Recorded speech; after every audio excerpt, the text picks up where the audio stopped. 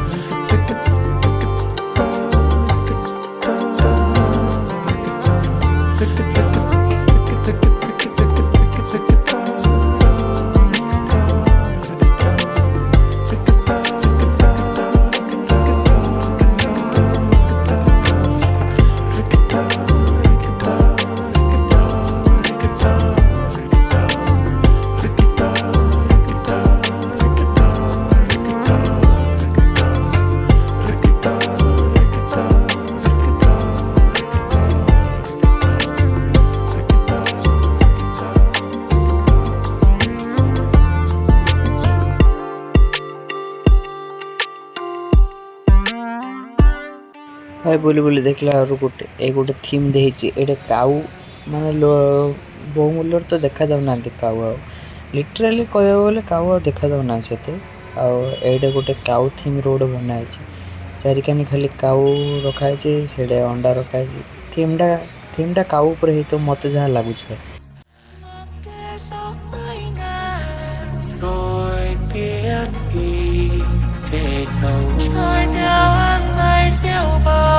ai thấu lòng có nhờ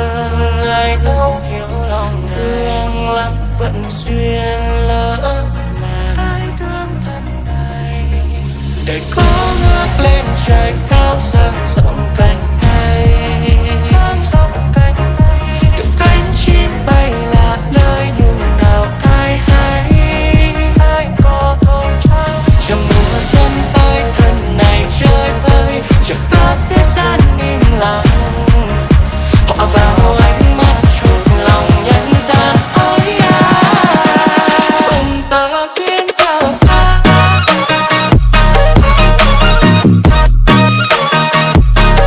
duyên sao xa phận tờ duyên sao xa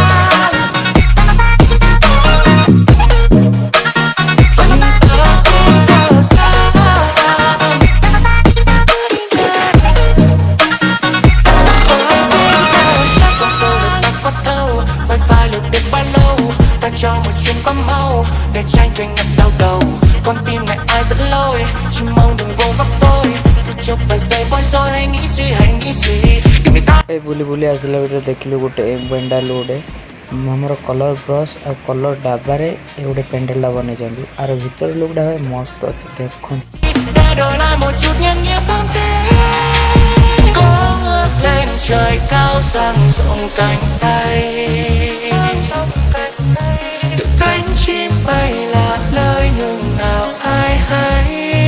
ai có thấu trao chờ mùa xuân tới thân này chơi vơi chẳng có thế gian im lặng họ vào ánh mắt chuộc lòng nhận ra ôi cùng tờ duyên sao xa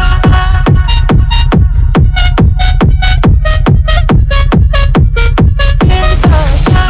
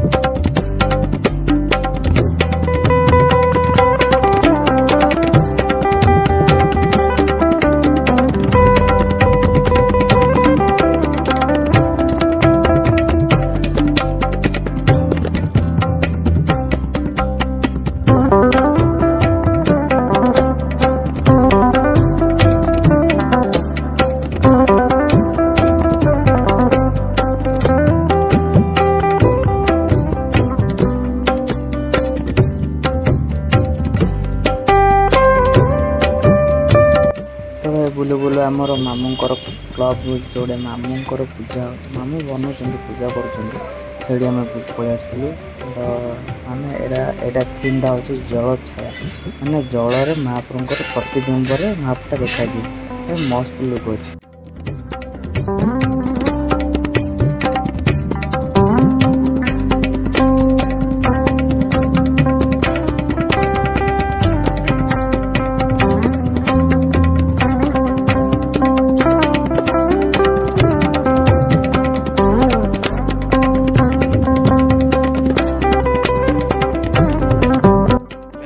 VIP person आम मामू क्लब रोज तो एटा पूरा एटा तले पानी अच्छी तले पानी अच्छी पूरा रे एटा बंधड़ा ऊपर आम जाऊे भाई रे हांडी हांडी गोटे बनाई पूरा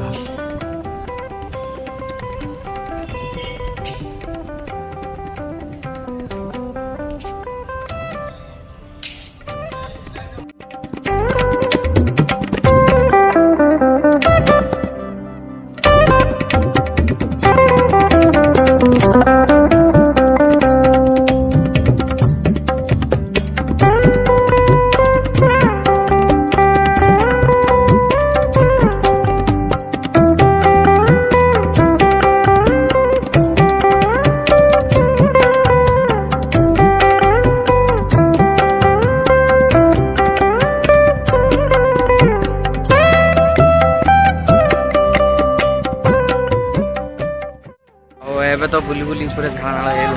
आईटा लास्ट पेंडल देखी घर जा काली की आउ नेक्स्ट पेंडल बुलिया तो देखो यहाँ सबुठ भल एड़ा लगुच मत